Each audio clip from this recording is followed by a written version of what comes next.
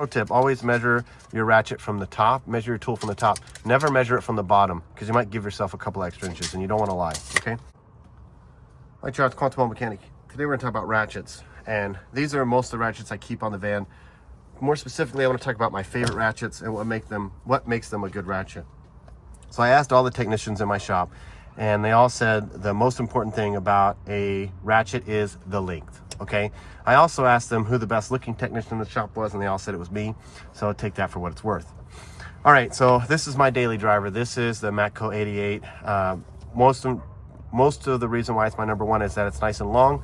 The second is that it's a flex head, and the third is that it locks, okay? And the locking mechanism is really great as well. So I've had this one since 2008. I've rebuilt it a couple times. It's absolutely fantastic ratchet, and it's been the workhorse for years, okay? Matco and Snap-on, in my opinion, they make the absolute best ratchets on the market. Mac, Cornwell, some of the other ones, they're just subpar in my opinion. Gear Wrench also makes an absolutely fantastic ratchet for the money, and their warranty process is really good for ease of use, which we'll talk about at the end.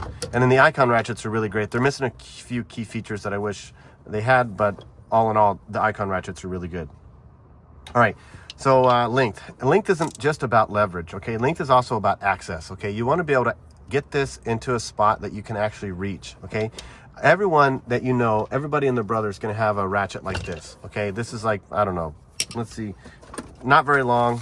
This is 7 inches. And pro tip, always measure your ratchet from the top, measure your tool from the top. Never measure it from the bottom because you might give yourself a couple extra inches and you don't want to lie, okay? So everybody has one of these and they're great. If you don't have one, you should. I mean, every kit and caboodle has one, but it's just not super useful. You know, you can't really get it down deep. Maybe in the 90s or the 2000s, this is a good ratchet length to have, but it's just not anymore, in my opinion. You need to have something nice and long. Okay, when I don't need anything long, something shorter helps as well. This Snap-on, even though it doesn't have a locking mechanism, it still works great because the head doesn't flop around too much. These Icons are really great as well. The heads are a little bit floppier in my opinion. They got a little play in them. I wish they had a lock. That would be absolutely fantastic, but they don't. I don't so much use these long ratchets. This does, this long fixed head ratchet, it does live in my main box because it's of the length. Like I said, that's the number one most important thing. And it's nice to have the feedback of a wrench without a flex. You know, every single flex head you have is going to have a little bit of play in the head. This one not having any head at all, it feels nice and sturdy. I do use this on occasion, quite a bit actually, not just on occasion, and it works great. Now, when we're talking about brands, okay, like I told you guys before, Snap-on and Matco, they make the absolute best. However, if you don't work in a shop or if you're a do-it-yourselfer, you cannot go wrong with these Pittsburgh Icon wrenches, okay? Especially Gear Wrench, all right? Mainly because you can run into the store, grab a new one, and rock out with a new one, right? Same day, same instance that happens while you're on a project. If you're waiting on a tool truck guy to come repair your ratchet or warranty your ratchet, even if he's coming that day, there's no guarantee he's going to have that rebuild kit or that specific ratchet or that handle or whatever the case may be on the truck at that time. So you might have to order it. You might have to wait a whole nother week. All right, so just some little sidebar about tool truck branded tools that you should be wary of. However, with these tools, specifically Snap-on and Matco, you're not going to be breaking these things all the time. So if you're out in the woods and you don't have access, and you're out in the country, you don't have access to a store, and you don't want your ratchet to break, or you want to go something with a tool truck or have a backup. Okay, so these are the 3/8 I like to use. Okay, something really small that you can palm.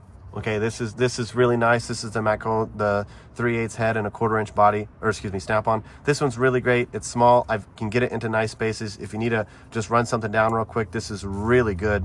Love this, absolutely love this ratchet to death. So small also helps. This has been my kind of daily driver for a while. I've just started getting into these Comfort Grip grips.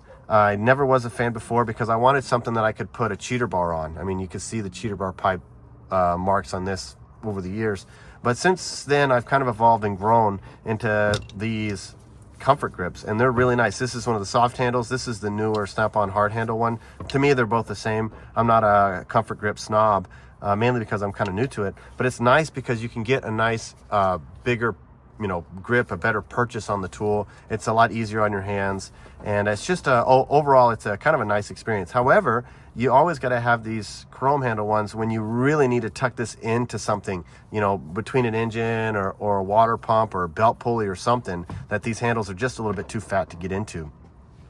And people say it's easier to clean, but I never clean my tools, so that doesn't bother me. I don't care about that. All right, so those are the 3/8. Okay, these have been absolutely fantastic. I've been using this one for about a little over a month now, maybe 2, and it's done a lot of work for me, a lot of things that shouldn't have been doing, and it's been holding up really well. No issues with the mechanism or the lock or excuse me, the switch or the flex. It's just a really, really great ratchet. Okay, next I'm going to talk about 1/4 inch. So this is my daily driver 1/4 inch. This is actually the gear wrench. The 84 tooth has a locking mechanism, which is a big key feature for me. Link, like I said, and then the flex, and then the lock. Okay, I don't mind that this indexes. I prefer them when they don't, and they're just kind of free floating, because I don't like to hear the click, and I don't like to be told what flex position I should be in. But that's neither here nor there. So this is a great ratchet for the money. It's really cheap, and their gear wrenches warranty process is really good. You literally send them a picture of the broken tool and they send you a new one. It's really great. I've used their warranty process a few times. So this is the daily driver for the 1/4 inch. This one gets brought out all the time, okay? Especially when clearance is an issue or I need to get deep into something. So I have 1/4 inch that goes all the way up to 15 millimeter. I have used this to break loose 15 millimeter bolts without a problem. Water pumps or starters or alternators, kind of you name it, and this will get in there and do it. I like the length on it. It's actually longer than my 3/8 Matco, and it's just it's a really great ratchet. So I can't complain. Kind of the same features and functionality. And these gear wrenches in Matco are pretty damn similar. The Matco probably has an edge because it has a locking device on both sides, but overall they're pretty much the same. The length, the width is the same, the directional switch is the same, and just like for me, God intended the directional lever switch to be left for on, right for off, so that's really important to me. Okay, this is the one that comes out of the Icon. I talked about this kit before. This is really great, but this one's really, really good, and it's short, it's stubby, it has a lock for the flex head, which is really nice. You could put a 1/4 inch bit adapter in there. You can do a lot of stuff with this tool. I don't want to beat that to a dead horse. So if you don't have one of these are great. And obviously for this one, you can make the handle longer as well, which is another pro, right? Okay, this is a roto head ratchet from Icon. I'm not a huge fan of roto head ratchets, but I keep one on in my daily driver only because on occasion it renders itself useful. Okay, so that's my daily drivers. That's what makes a good ratchet. Like I said, length, flex head, and then locking. So why? And it doesn't make any sense. Why would you have a flex head when you can have a locking flex head? One of the cons, especially when you go into something like this, one of the cons to having a ratchet that doesn't lock is that when you go to break something loose, if your hand, especially if you're all the way at the end like this, if it slips on you or changes the direction, changes the position, and you weren't expecting it, boom, your knuckles are just hitting something that you don't want it to. So always got to have something that locks, in my opinion. It's like one of the most, probably the second most important feature is the fact that it locks. Okay, so let's get these out of the way. Let's talk about some honorable mentions. Okay, so these Pittsburgh ratchets right here, right? The 1/4 inch, the 3/8, and the 1/2. These are phenomenal ratchets. My biggest complaint is that the on switch is in the wrong direction, which kind of is a deal breaker for me. They don't lock, but for the price, I mean, it's good. You can tighten these down if you do strip these little screws out, or these little bolt heads or whatever, you can just take it down to the Harbor Freight and get a new one. I've had this one for a long time. I recently warrantied out this one and got a new green handle. I don't know why they changed color, whatever, doesn't matter. But these, if you're on a budget, these are fantastic. Okay, this is a little bit shorter than I like, but still it's going to be longer than your standard wrench or your standard ratchet. Okay, these are just, like I said, they're just a little bit useless in my opinion. Especially, maybe they were useful in the 90s and 2000s, but not anymore. You need something with some length, and this is about as short as I would recommend going on a long-handled ratchet. Okay, now if you're concerned, let's say you're saying, well, I don't want a long-handled ratchet because I don't want to strip out bolts or break bolts or whatever, snap them off, putting too much torque on it. Well, once you get better in the trade, you've been doing it for a long time, you kind of know better, right? Skill comes with that. But if you're really worried about it, put a 1/4 inch on it. Okay, it doesn't have to, everything doesn't have to be 3/8. Put a 1/4 inch on it. Really learn to use the 1/4 inch ratchet to your advantage to prevent things like that if you're a new technician. Or, get yourself a standard length ratchet. Okay, that helps too. So just some little fun fact for you there. So those Pittsburgh ratchets are absolutely fantastic. Highly recommend them, especially if you're on a budget. The gear wrenches are going to be that close second. Okay, like I said, if you're on a budget. Okay, so torque wrenches. I don't really use torque wrenches all that much. This is the Icon split beam torque wrench. I prefer the split beams over these micrometer adjusting torque wrenches because it's much faster to get onto the setting that you want. It's faster, it's easier, and you don't necessarily have to zero them back out when you're done. And these come with a little bit of a flex to them. This is the Icon. I use these mostly for intake manifolds, exhaust manifolds, water pumps, stuff like that. So really nice to have yourself relatively accurate. This one's still plus or minus 4% torque wrench, and you know, don't break the bank on it. Okay, and if you're going to do angle, just use a freaking paint pen and a protractor, for God's sakes. You don't need this super fancy tech angle snap-on torque wrenches that you see out there. I mean, unless you're building engines or what, you know, that's your prerogative. But for most people, you don't need it. Okay, let's talk about half-inch for a second. So this is my favorite half-inch ratchet. Second to this one's my second favorite, I guess. This one's really great. It's from Snap-on. I kind of don't like using it because it's so short. Okay, like I said, length is the most important thing. And I feel guilty putting a cheater bar on this, all right? This is from Cobalt. I got this in a set a long time ago, and it's 90 tooth. It's really great. Once again, the directional switch is backwards, which is a pain in the ass, but I've put all kinds of cheater bars and extensions on this, and I haven't broken it yet. So half-inch is one of those things that are a little bit more robust. This is one that I really enjoy using. I wish it locked, right? But it's flex head. It's relatively long. Obviously not as long as this gear wrench, but the directional switch is in the right position. It's got a nice action to it, so I use this one quite a bit when space is kind of limited and I need a half-inch. All right, see this right here, this old Craftsman breaker bar. You can take this and fucking trash it. You don't need it. You're never going to use them. I don't understand the need for those. It just doesn't make any sense to me. All right, now I want to talk about this one specifically because of the color. Okay, this is a black ratchet. Okay, this one came with my Great Pneumatic kit. This is actually a really nice ratchet. I don't like it because it's black, because it's hard. It's easy to miss in an engine bay. I have lost at least 2 of these ratchets like this that are black because they just blend in. You leave the job and then boom, that ratchet is gone. I really like these chrome ratchets because they're easy to spot, they're easy to see, and it's less likely for you to leave it in a customer's car or on the side of the road or whatever the case may be. So these kind of just blend into the background. It's really hard to see. This one's nice because there's a little bit of chrome showing, but when they're all black, forget about it. It's gone. It's gonna go missing. I can almost guarantee it. So once again, these standard handle ratchets, I mean, you're going to have one, I can almost guarantee it, in whatever set you buy, or in your grandpa's toolbox or your dad's toolbox or whatever, you're going to find these. You pretty much don't need them. I don't carry anything like this in my daily driver toolbox, but I have them just in case. This is a little bit longer. Once again, the most important thing is length, right? So this Quinn, the directional switch is once again backwards, which is a pain in the ass, but it's long, okay? It's got a comfort grip, which is kind of nice. I like that. I like to have a mix of both, but it's long, so it renders itself useful. Now, these push button releases are kind of nice. You know what they're for if you're watching this video. I hope you know what they're for, so you can release a socket and put a socket on. They're a little bit weaker, but they're really convenient, especially when you have you know, greasy hands, stuff like that. You have no idea how many times a day I pull out a pocket screwdriver to pop off a socket off of something. So I kind of like it as a luxury. I just wish it was a little bit stronger. Maybe, you know, someone much smarter than me can come up with a better design that has the push button and doesn't lose any of the strength on it. All right, so this one's really neat.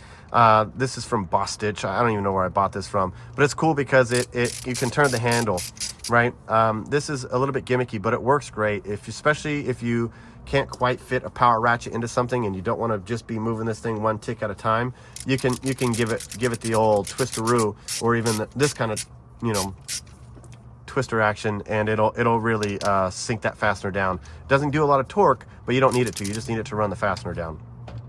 Okay, and this is from Easy Red. I got this off the Snap-on truck. This is really great. It's too long for how weak it is. I've broken it, 2 of these already, so I've had to warranty them out, putting too much torque on them. These are really great. These bit driver ends are really good for like the caliper bolts on the rear end of Mercedes brakes and stuff like that, or water pumps on BMW. So it's just really good because of how thin it is. I've since replaced this tool with this tool from Icon. It's just a little bit more slimmer. It's a little bit more useful. I like it a lot better. But I have this one in the truck. It's got the quarter and bit driver on both sides.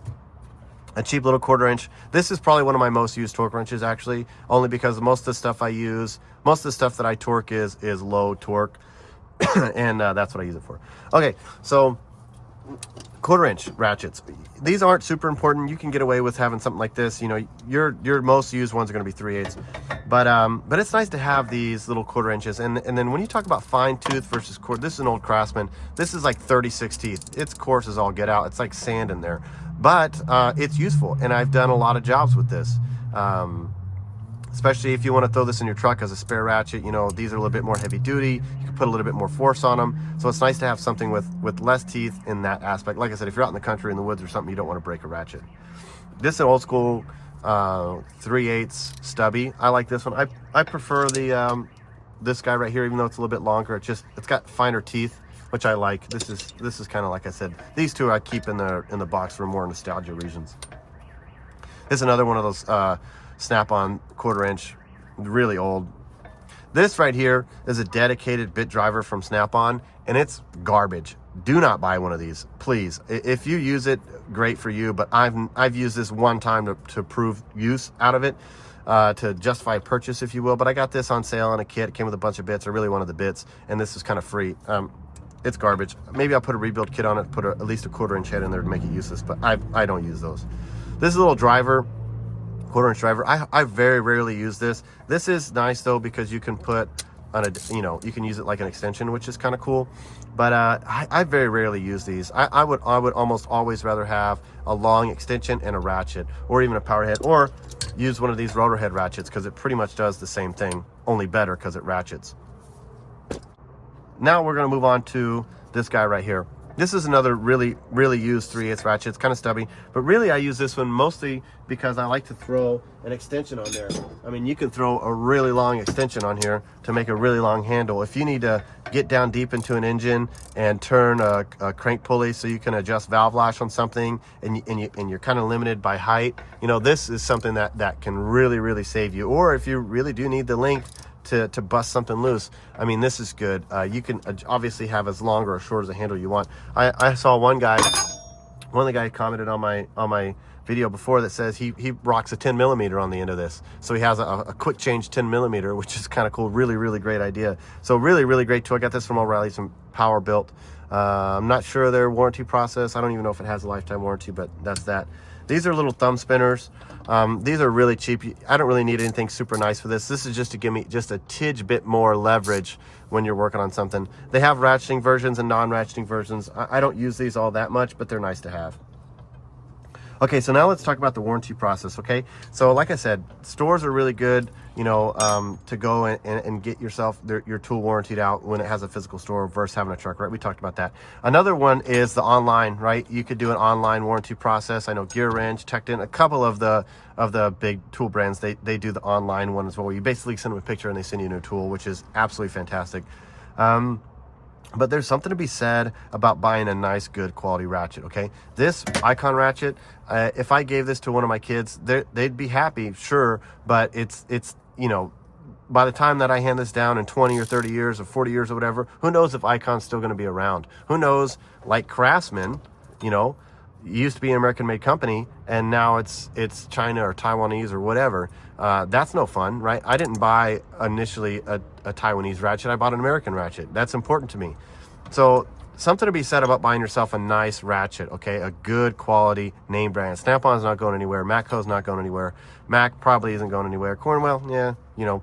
But anyway, it's nice to give your kids something that they want, okay? Nobody wants this Cobalt 92 ratchet, okay? Nobody wants that, all right?